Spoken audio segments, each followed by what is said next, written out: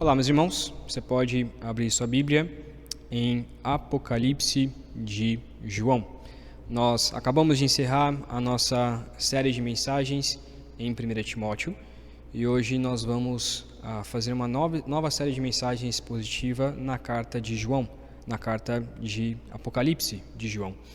No entanto, não faremos uma exposição em todo o livro de Apocalipse, apenas no capítulo 2 e no capítulo 3, onde nós encontramos as cartas às 7 igrejas da Ásia, como é conhecida as 7 igrejas do Apocalipse. O próprio livro de João, a própria carta de João, ela foi escrita para essas 7 igrejas.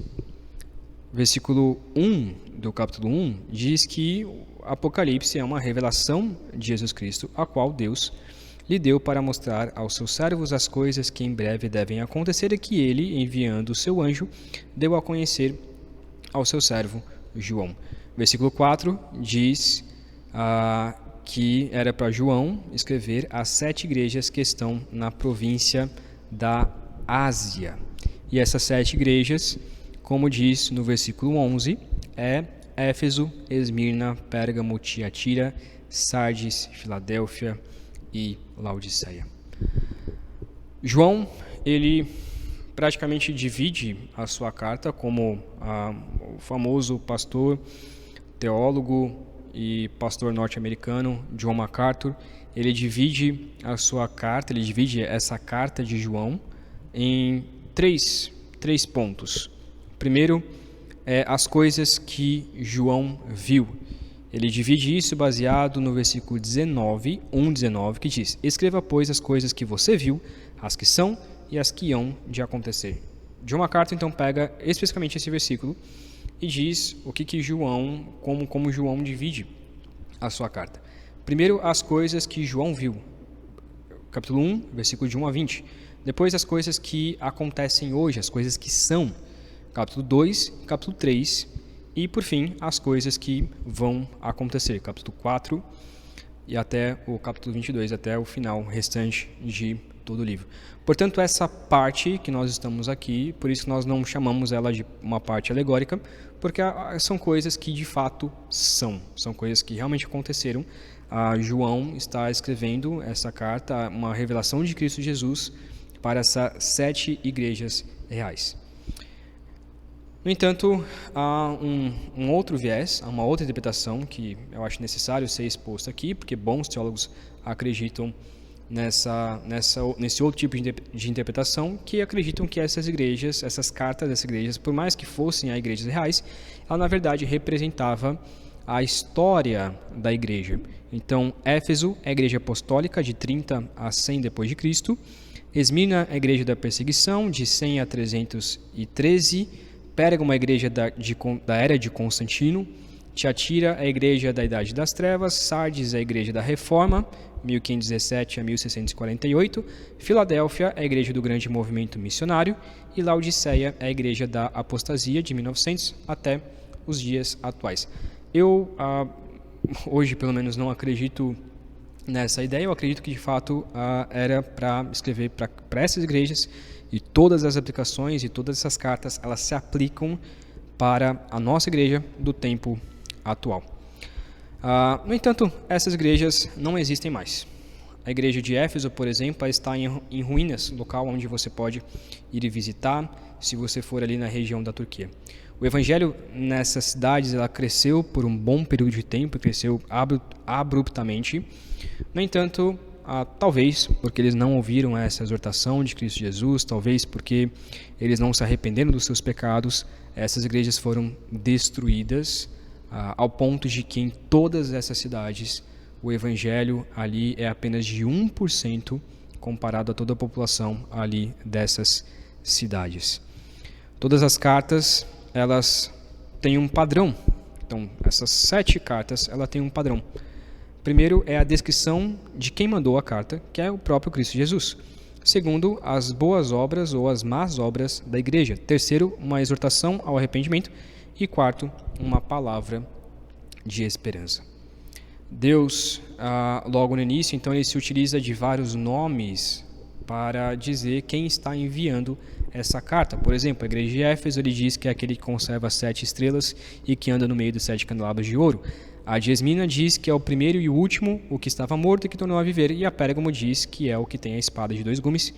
E por aí vai, nós veremos com mais detalhes isso nas próximas mensagens.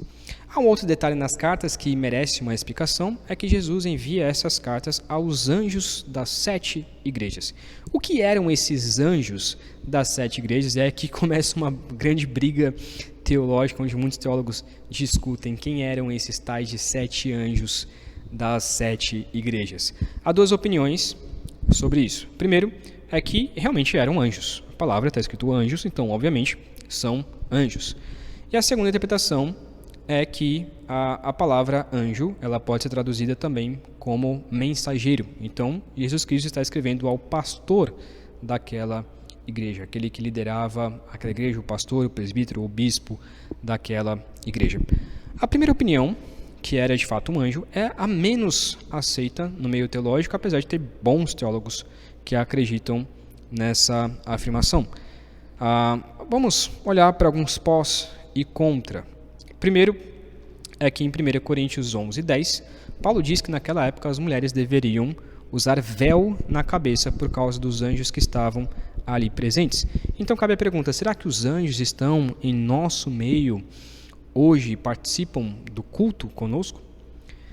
Hebreus 1:14 deixa claro que os anjos são espíritos ministradores enviados a favor dos que hão de herdar a salvação. Efésios 3:10 diz que a multiforme sabedoria de Deus, ou seja, o evangelho que é pregado na igreja, se torna conhecida não só na terra, mas também nos lugares celestiais onde os anjos habitam.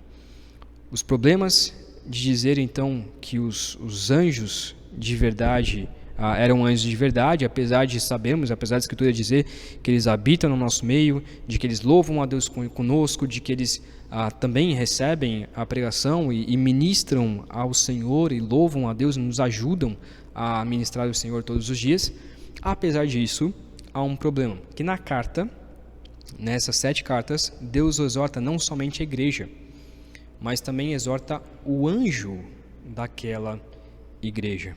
Como, por exemplo, em Éfeso, que nós veremos hoje, que Deus exorta, Jesus Cristo exorta, que aquele anjo perdeu o seu primeiro amor. Está falando não à igreja, mas sim ao anjo. O problema é que anjos não pecam mais, anjos não podem mais pecar. Nós acreditamos que 1/3 parte dos anjos caíram junto com Satanás, mas as outras 2 permaneceram fiéis ao Senhor e permanecem fiéis até hoje, não podem pecar mais como a gente pode pecar hoje em dia. E a segunda problema é a pergunta, será mesmo que cada igreja tem um anjo cuidando dela? Cada igreja tem um anjo cuidando especificamente daquela igreja? A segunda opinião, que é mais aceita, e bons teólogos como Augusto e Nicodemos acreditam que os anjos ali eram na verdade o pastor, o presbítero ou o bispo daquela igreja. A palavra anjo, ela na verdade significa mensageiro. Então, facilmente a palavra em Apocalipse poderia ser traduzida por mensageiro, e no caso, mensageiro da igreja é aquele que ministra a palavra todos os domingos, aquele que ministra a palavra do Senhor ao coração de cada cristão.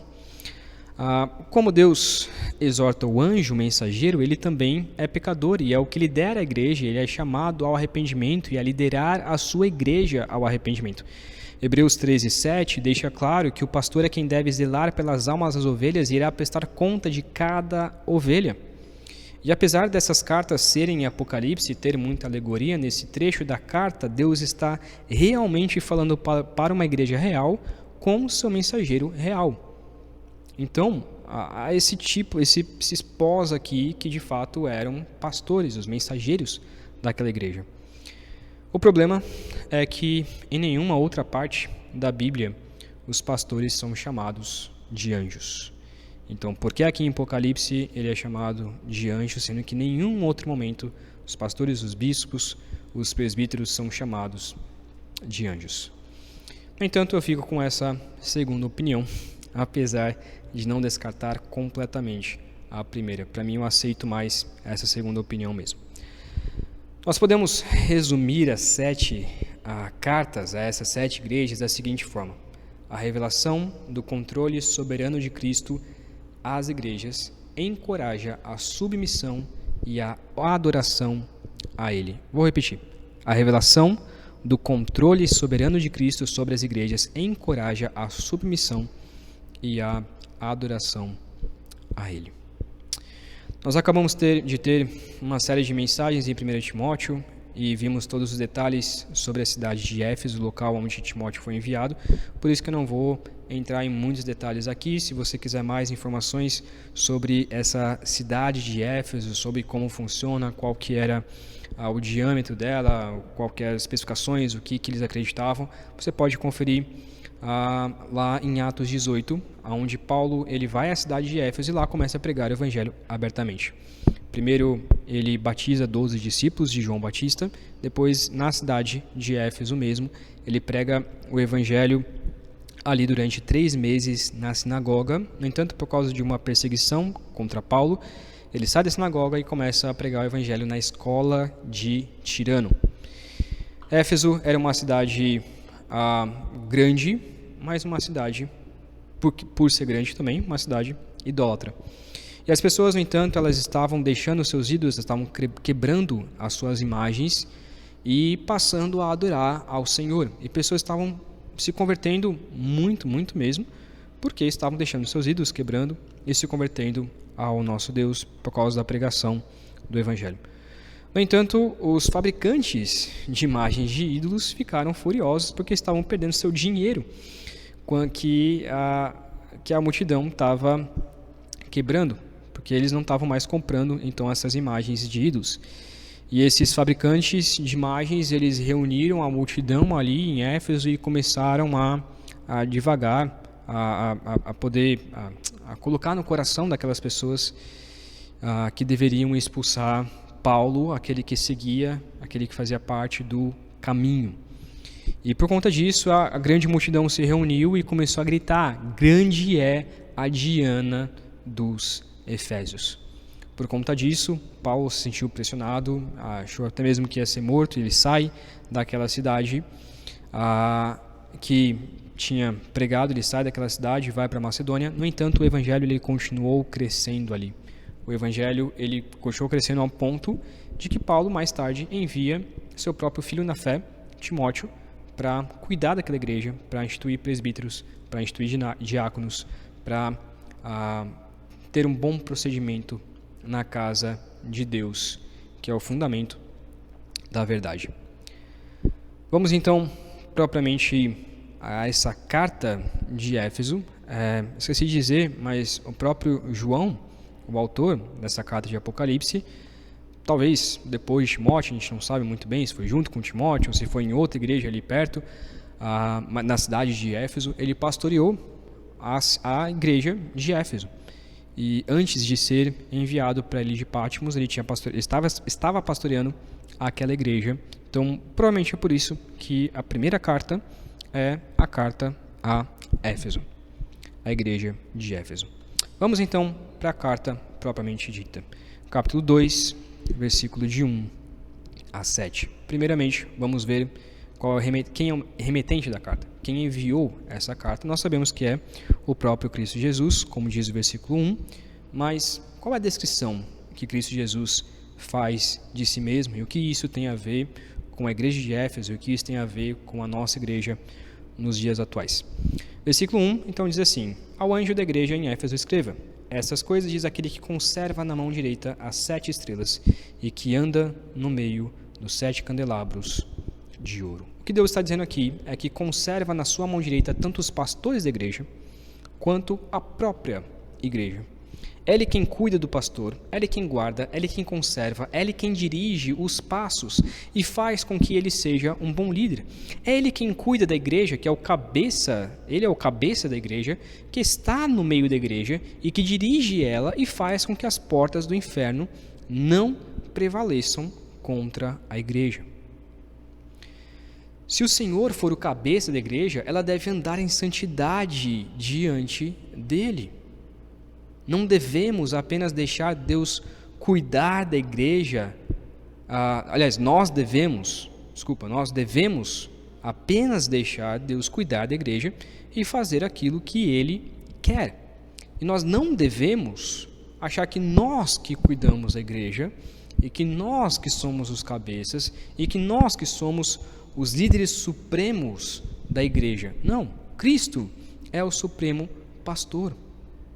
Cristo é o cabeça da igreja. É Ele quem tem a igreja na sua mão, é Ele que tem o pastor, o presbítero, aquele que cuida da igreja, em sua mão.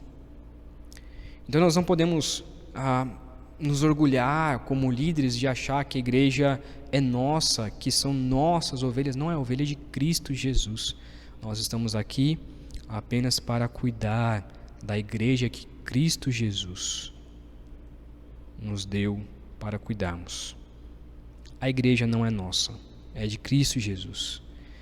E portanto, ele já começa dizendo, o próprio Cristo Jesus, olha, eu sou o cabeça, sou eu quem cuido, sou eu quem tenho na minha mão. E era exatamente o que a igreja de Éfeso não estava fazendo, não estava deixando Deus ser o cabeça, não estava deixando Jesus ser o seu líder, ser o seu comandante. Versículo 2 e 3 e versículo 6, nós encontramos um elogio, e um bom elogio, à igreja de Éfeso. Versículo 2 e 3, vamos ler primeiro e depois vamos para o 6. Diz assim: conheço as obras que você realiza, tanto o seu esforço como a sua perseverança. Sei que você não pode suportar os maus e que pôs à prova os que se declaram apóstolos e não são, e descobriu que são mentirosos. Você tem perseverança e suportou provas por causa do meu nome, sem esmorecer. O primeiro detalhe do texto é que Deus conhece as obras da igreja. Deus conhece tudo aquilo que a gente faz. E como Hebreus 13:7 diz, nós iremos prestar contas de tudo aquilo que nós fazemos. Deus conhece se a gente está adorando a Deus de todo o nosso coração. Deus conhece se a mensagem está sendo expositiva de forma correta, se estamos pregando o texto ou nossas ideias. Deus conhece quando evangelizamos. Deus conhece o nosso coração quando louvamos. Deus conhece o nosso coração quando escutamos a mensagem de Deus. Deus conhece a sua igreja. A igreja é dele, ele é o cabeça. Ele conhece tudo. Segundo detalhe é que Deus então elogia a igreja de Éfeso. Eles realmente estavam obedecendo às palavras de Paulo em 1 Timóteo, pelo menos em parte. O elogio aqui é que eles não suportavam homens maus dentro da igreja. Eles colocavam à prova todos aqueles que diziam ser apóstolos. Eles viam nas escrituras que de fato aqueles que se diziam apóstolos não eram mentirosos. Como disse alguém, não sei, algum teólogo que diz que um apóstolo bom é um apóstolo morto, porque depois de Paulo não houve apóstolo algum. Não há apóstolos em nosso meio, essa questão de apostolado acabou. Os apóstolos foram aqueles que viram a Cristo Jesus e pronto.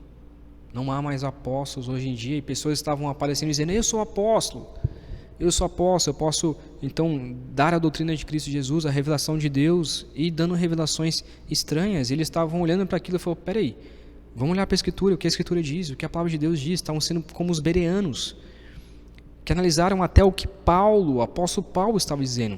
Eles estavam olhando e falaram, peraí, você está dizendo que é apóstolo, mas você não é.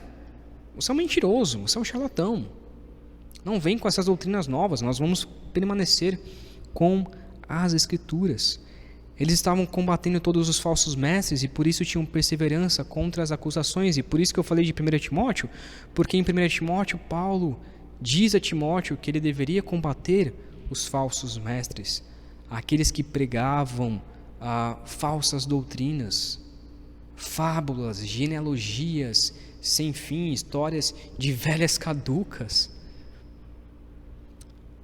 E esses falsos apóstolos estavam levando pessoas para a apostasia, para o abandono da fé. E Paulo diz a Timóteo, olha, exorte esses falsos mestres, e é justamente o que a igreja de Éfeso continuou fazendo, exortando. acabando com esses falsos apóstolos. Então o versículo encerra, o versículo 3, dizendo que eles suportaram provas, eles perseveraram por causa do nome de Cristo Jesus sem esmorecer. Isso é um grande elogio, porque provavelmente eles estavam sendo perseguidos porque eles estavam combatendo os falsos mestres. E quanto mais a igreja ela combate os falsos mestres, mais ela vai ser perseguida.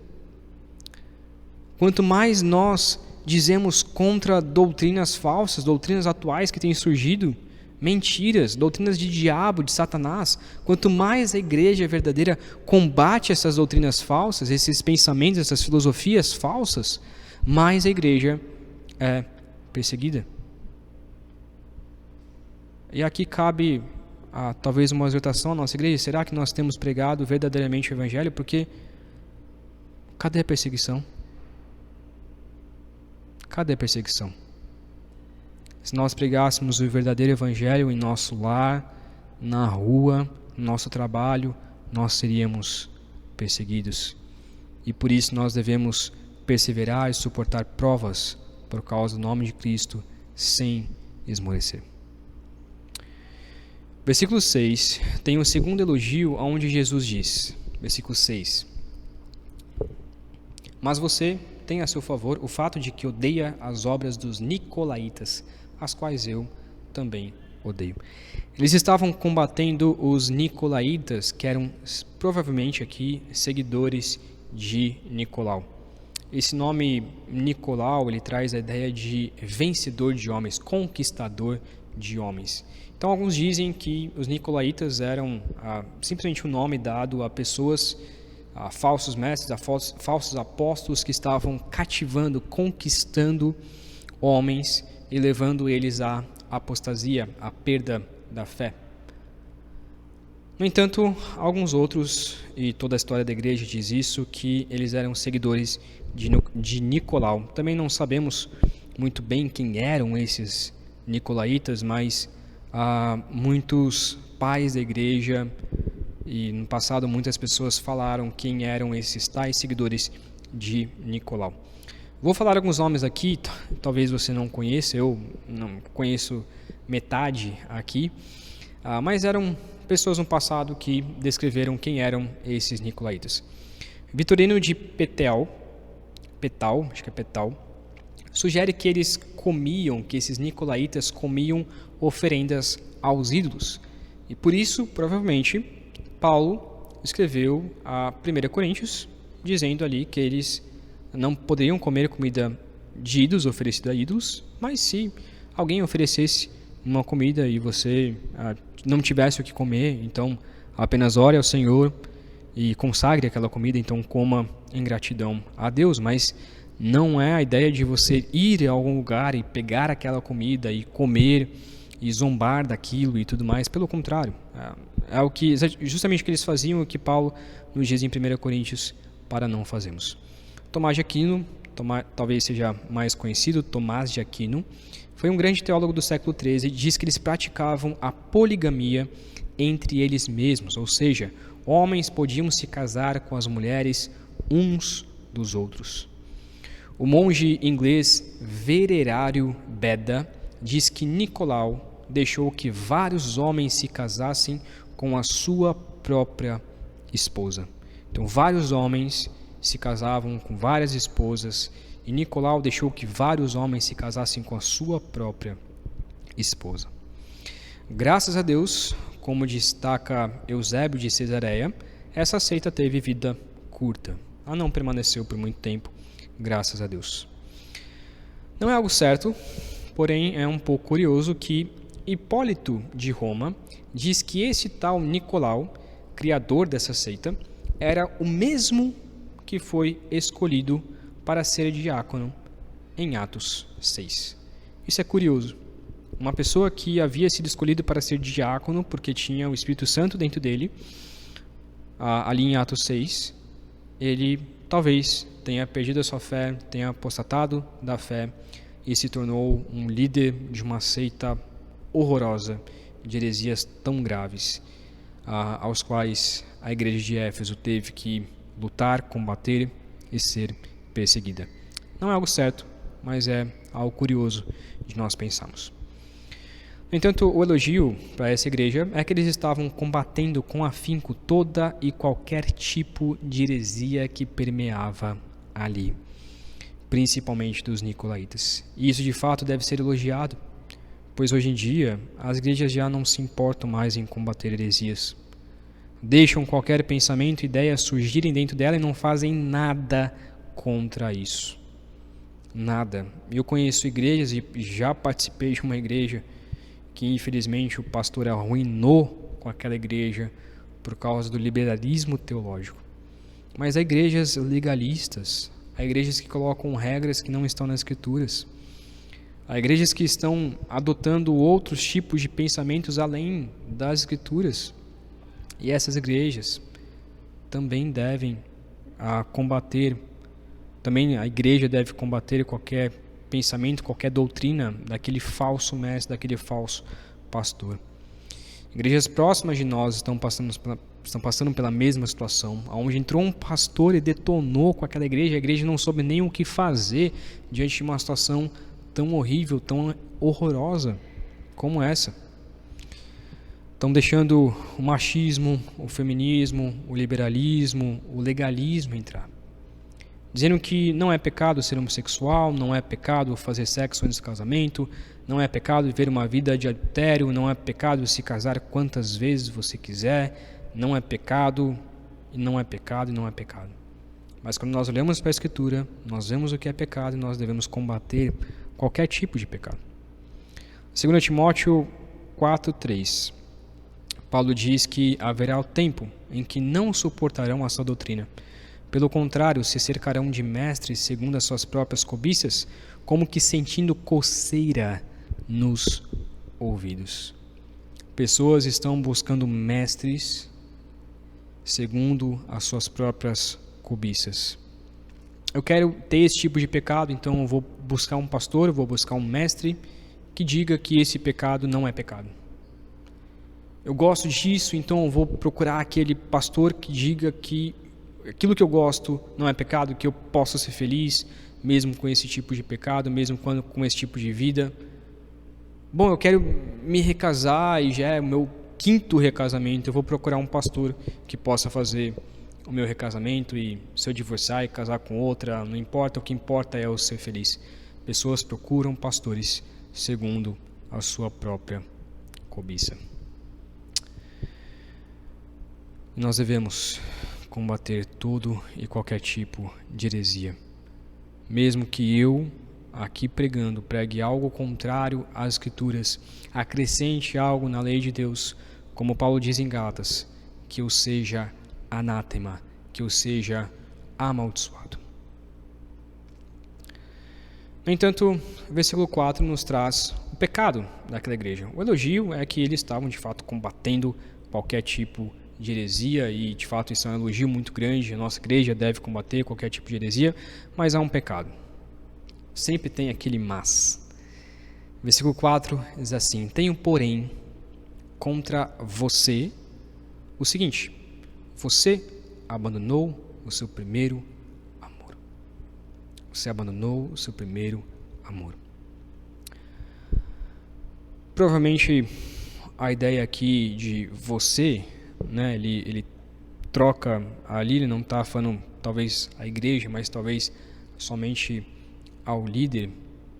Então, algumas versões do versículo de 1 a 3 trazem vocês, o versículo 4 já traz a ideia de você, falando somente ao líder, mas talvez seja também a igreja, a gente não sabe muito bem.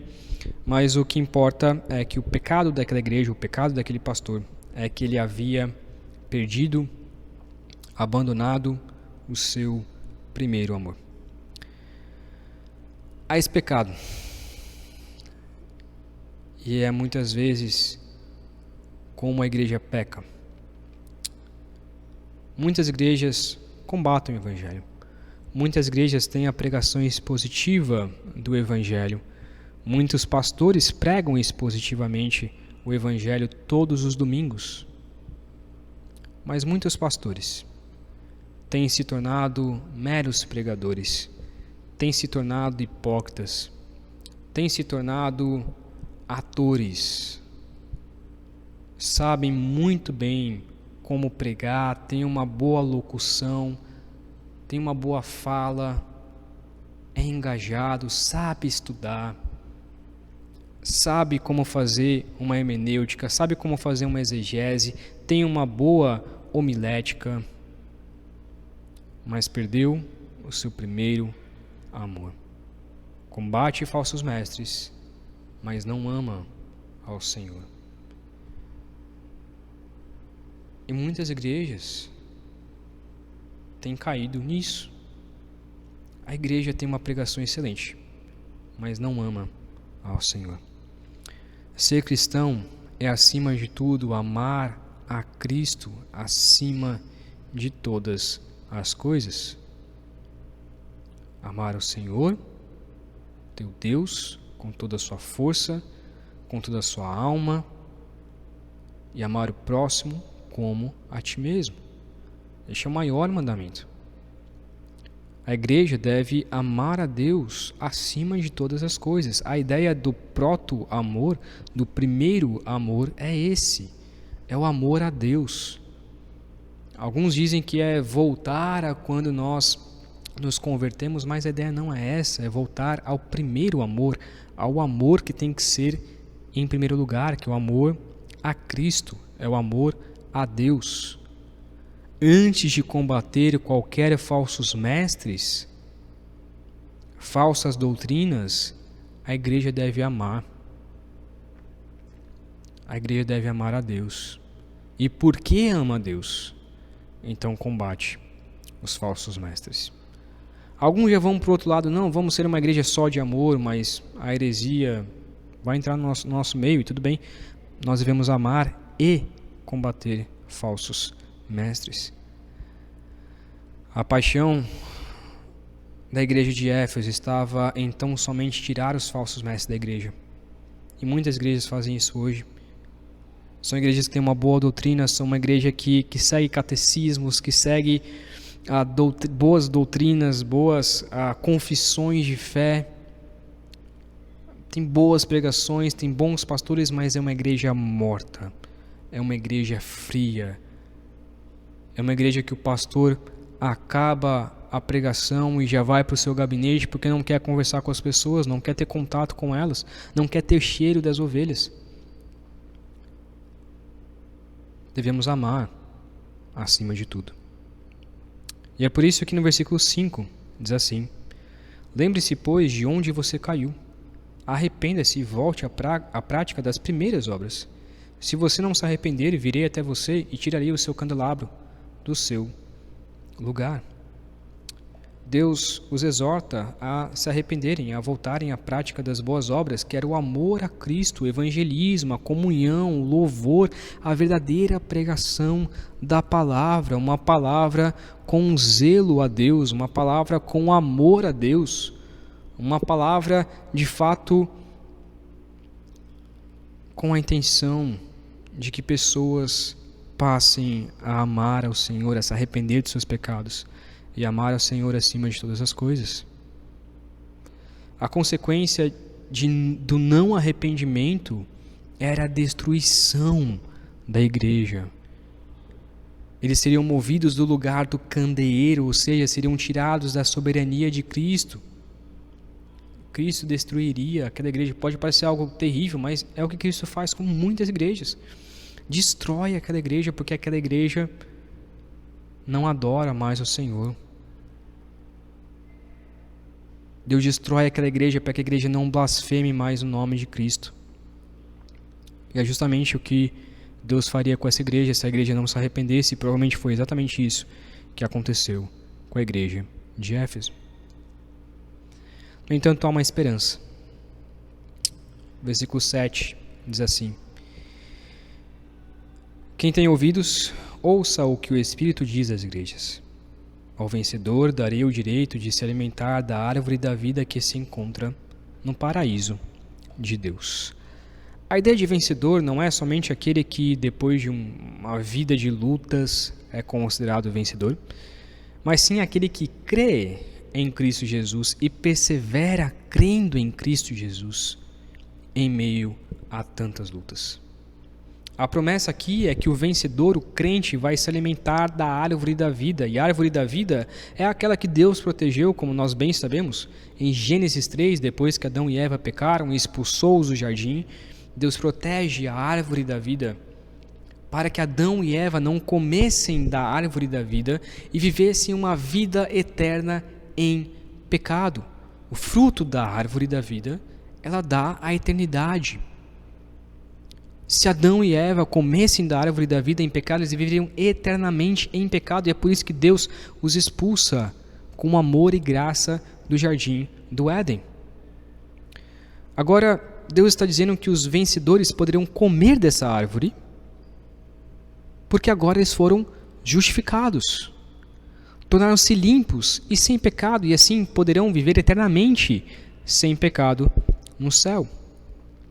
Apocalipse 22, 2 e 3 diz que a árvore da vida estará no meio da praça, onde todos poderão se alimentar dela e obter a vida eterna para todo sempre.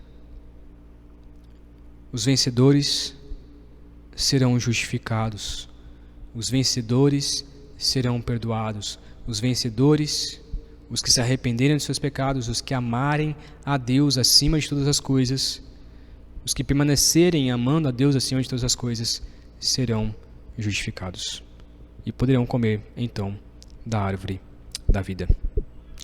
Essa é a promessa que Deus nos faz para uma igreja que permanece amando a Ele acima de tudo.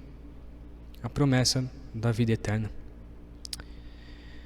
Concluindo, a grande ideia do nosso texto é que Deus quer que a sua igreja seja, acima de tudo, amável, para então lutar contra os falsos mestres e obter a vida eterna.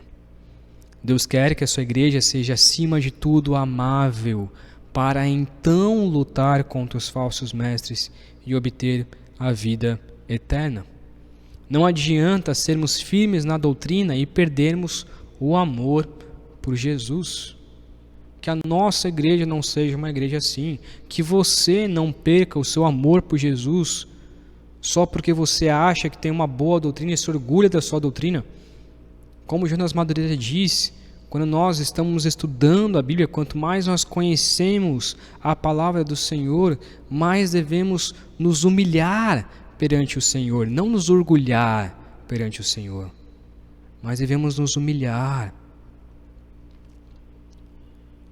Devemos combater falsos mestres por amor a Cristo Jesus e não por amor ao meu pensamento, à minha ideia, à minha doutrina, mas à doutrina de Cristo. Não adianta combatermos as heresias e não amar quem diz tais heresias. Amar significa exortar em amor, exortar aquela pessoa esperando que ela se arrependa, esperando que ela pare de blasfemar o nome de Cristo Jesus, esperando que ela se arrependa dos seus pecados e se volte a Cristo. Isso é amar aquela pessoa, é exortar aquele falso mestre. Apesar de Deus odiar os falsos mestres, devemos odiar sim os falsos mestres, mas para que Deus possa arrepender, fazer com que o coração se arrependa.